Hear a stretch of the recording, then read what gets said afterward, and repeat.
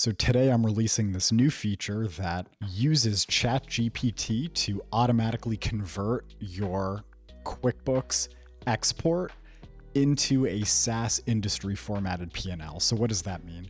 Typically for a SaaS company, you want to see 5 different line items on your P&L. You want to see revenue, cost of revenue, sales and marketing, R&D, and G&A. And in order to get your P&L into that format, typically you have to go through this allocation process where you are divvying up each expense in QuickBooks into those line items. So I'm going to show you how that works. Go to QuickBooks, select a company. So after you authenticate with QuickBooks, you can pull that data into FlowCog. You have the AI work its magic, and it takes about 30 seconds. This is a good time to explain that FlowCog is a SaaS financial projections tool.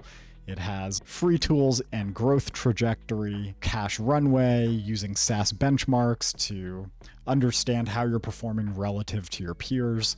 So ChatGPT finished running in the background, and now you can see down here we have this ability to change the allocation of your payroll line items. If you increase the cost of revenue over here, this gross margin line item on your P&L is going to change, of course. So if you raise this a lot, you're going to start to get a different result on your P&L. This is a nice visualization of where your expenses are flowing from in QuickBooks into this SaaS formatted P&L that ChatGPT has chosen for each of your general ledger accounts. So thanks for watching, and I hope you get to try FlowCog soon.